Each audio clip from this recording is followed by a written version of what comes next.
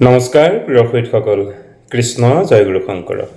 চাওঁতে বহাগৰ বিহু প্ৰায় শেষেই হ'বলৈ হৈছে। আমি কৈছোঁৱেই বিদেশতে আছোঁ, গতিকে মোবাইলতে দেখি শুনিয়েই পাৰ কৰি আছোঁ। আনন্দৰ মাজে মাজে বিহ তিতা টেঙা সকলোবোৰ ৰঙালীয়ে যেন দি গৈছে। ৰাজনৈতিক, সামাজিক কিংবা আমাৰ বিহু মঞ্চত বিতৰ্ক, শিল্পীক অপমান কৰা, মদৰ তাণ্ডৱতা কিংবা মৌ বিহুৰ নামেৰে যি বেশ্যাপ্ৰায় গীত প্ৰকাশ কৰিছে, এই সকলোবোৰৰ বাতৰিসমূহ পাই আছোঁ। অথচ কিবা কিবি ভাবি নিজৰ ব্যক্তিগত কিছু কাৰণতেই আচলতে কিবা নিমাত হৈ যেন মই বহি ৰ'লোঁ এসপ্তাহ। ভাবিছিলোঁ আজি এটি সৰু সুৰাকৈ গুণগুণ লৈ আপোনালোকৰ মাজলৈ পুনৰ আহিবলৈ আৰম্ভ কৰোঁ। তেনেতেই এটি ভিডিঅ' পুনৰবাৰ দেখা পাই সেই বিষয়টোকে মই আপোনালোকৰ মাজলৈ লৈ আহিছোঁ। আচলতে ভাবিছিলোঁ ইমানখিনি হোৱাৰ পিছত তেওঁ ভাল হ'ব, পৰিৱেশটো পৰিৱৰ্তন হ'ব। পিছে সেয়া যেন নেদেখিলোঁ। মই যি ভাবিছিলোঁ, জাৰ্জ কৰিছিলোঁ, তাৰে প্ৰতিচ্ছবি এদিনৰ পিছতেই দেখিবলৈ পালোঁ। আৰু সেই বিষয়তেই মই মোৰ আজি বক্তব্য আপোনালোকৰ মাজলৈ লৈ আহিছোঁ। আপোনালোকৰ মতামত জনাবলৈ নাপাহৰিব। এই যে ব্যক্তিজন, আপোনালোকে বোধ কৰোঁ সকলোৱে দেখিছেই, এই ব্যক্তিজনৰ কালি যিখিনি তেওঁৰ এক্টিভিটি, যিটো এক্টিংটো দেখি মই মোৰ শৈশৱৰ যি মই এক বলিয়াৰ দৰে ভাল পাইছিলোঁ মই অসমীয়া চিনেমাসমূহ, মই সেই চিনেমাসমূহৰ এখন মোৰ বৰ বেছি ভাল লগা এটা চৰিত্ৰ, শেৱালি ফিল্মখনৰ যে এই যে বুঢ়াজন যিজন মহাজনজন, এই বুঢ়াজনৰ যিটো কেৰেক্টাৰ আছিলে, সেই কেৰেক্টাৰটোৰ সৈতে এই বুঢ়াজনৰ এক্টিংটো মই প্ৰায় এটা সাদৃশ্য দেখা পাইছিলোঁ।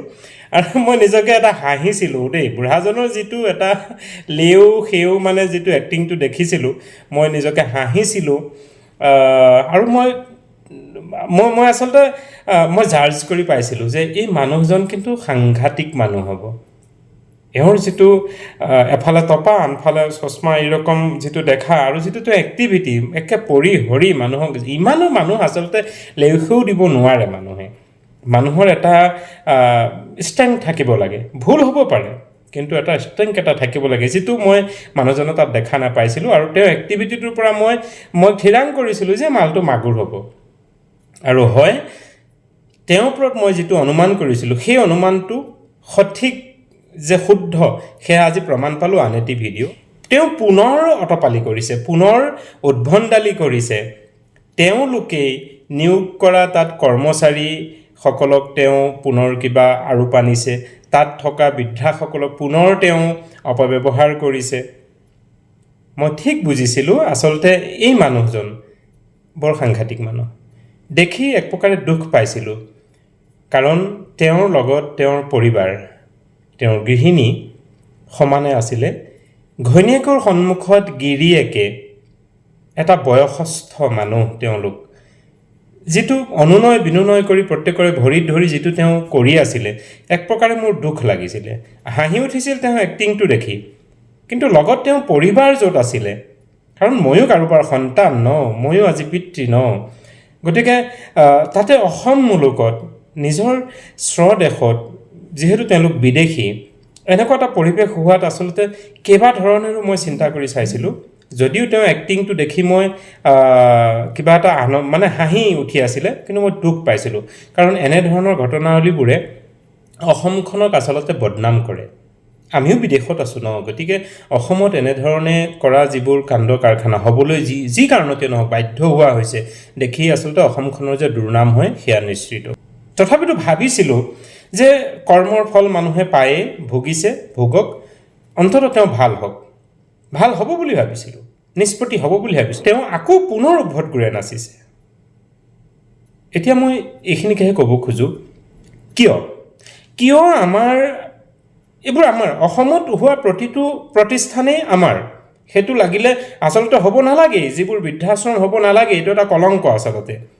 যি এটা জাতিয়ে কেতিয়াও গৌৰৱ কৰিব নোৱাৰে নিজৰ ৰাজ্যখনত প্ৰদেশখনত তেনেধৰণে বৃদ্ধাশ্ৰম হোৱাটো সংখ্যাত আৰু বৃদ্ধি হোৱাটো বা এখন হোৱাটো আচলতে অপমানৰ কথা সেই জাতিটোৰ কাৰণে বৃদ্ধাশ্ৰম হোৱা মানে সেই জাতিটোৰ আচলতে কলংক তথাপিতো কিবা সূত্ৰত হৈ পাইছে কিন্তু প্ৰতিটো প্ৰতিষ্ঠানতেই কিয় আমাৰ অসমীয়া মানুহৰ নেতৃত্ব নাই আচলতে গুৰি বৈঠাডাল মানে বাঘজৰী বুলি আমি যাক কওঁ এই বাঘজৰী তথা গুৰি বৈঠাডাল ধৰোতা মানুহখিনি কিয় আমাৰ অসমীয়া মানুহ নহয় বিভিন্ন ধৰণৰ যিবোৰ প্ৰতিষ্ঠান আছে এই সকলোবোৰতে অসমীয়া মানুহৰ আচলতে প্ৰভুত্ব হোৱাটো বিচাৰোঁ আমি আমাৰ হাতৰ পৰা বাঘজৰী কিংবা গুৰি বৈঠাডাল কাৰোবাৰ হাতলৈ এৰি দিয়াৰ পিছত তেওঁলোকে ময়মতালি কৰিব অভদ্ৰামী কৰিব আৰু শেহত আমি এনেধৰণে আমাৰ অসমীয়া যুৱকসকলে গৈ জঁপিয়াই পৰিব লগা হয় কিয় আমি এই পৰিস্থিতিলৈ যাবলৈ দিছোঁ কিয় সেই বাঘজৰীডাল কিংবা গুৰি বৈঠাডাল আমাৰ হাতত ৰখা নাই মই আশা কৰোঁ যিসকল অনা অসমীয়া মানুহ এইসকল মানুহক তেওঁলোকক আচলতে তেওঁলোক যি পাৰ্পছত আহিছে এজ এ ব্যৱসায় কৰি তেওঁলোকক যাবলৈ দিয়ক তেওঁলোকৰ নিজৰ সন্মান ৰাখি অসমৰ প্ৰতিটো অনুষ্ঠান প্ৰতিষ্ঠানত তেওঁলোকে সন্মানেৰে মৰম শ্ৰেণেহ দি তেওঁলোকে জীয়াই থাকক এজ এ ব্যৱসায় তেওঁলোকক কোনো ধৰণৰ গুৰি বৈঠা ধৰিবলৈ সুবিধা দিব নালাগে মূৰত তুলি ল'ব নালাগে মই ভাবিছিলোঁ এওঁৰ যিটো এক্টিভিটিটো এই আঁঠু কঢ়া কাণত ধৰোৱা বা এইখিনি যিখিনি সৌ সিদিনা বিহাৰী কিবা দিৱস পাতিবলৈ লওঁতে আমাৰ হিমন্ত বিশ্ব শৰ্মাই পোন কৰিছিলে মানে কেনকেনাইছিলে তেওঁ কি অসমীয়া মানুহে কেৱল বিহাৰী বঙালী মাৰোৱাৰীয়ে কিবা এটা ক'লেহে জাপ মাৰি আহে আমাৰ হিমন্ত বিশ্ব শৰ্মাই বৰ দুখ পাব মই ভাবিছিলোঁ ইমানখিনি কৰিছে হিমন্ত বিশ্ব শৰ্মাই চাগে ৰাতিটো ভাত খাবই পোৱা নাই মানে তেওঁৰ দুখতে কান্দি আছে চাগে বিহাৰী বঙালী তেওঁৰ হৃদয়ৰ একদম কুটুম গতিকে ভাবিছিলোঁ এওঁ দুখ পাইছে মানুহে কিয় ইমানকৈ তেওঁ কৰিছে দিয়ক আৰু এৰি দিব লাগে কিন্তু এই বাতৰিটো দেখা পাই ভাবিলোঁ আচলতে এওঁলোকক মাত খোজাই থ'ব নালাগে কিছুমান অফ কেমেৰা তেওঁলোকক অকল মৰম চেনেহ কৰিব লাগে অফ কেমেৰাত অলপ মৰম চেনেহ কৰিব লাগে তেতিয়াহে তেওঁলোকে শুধৰণি হ'ব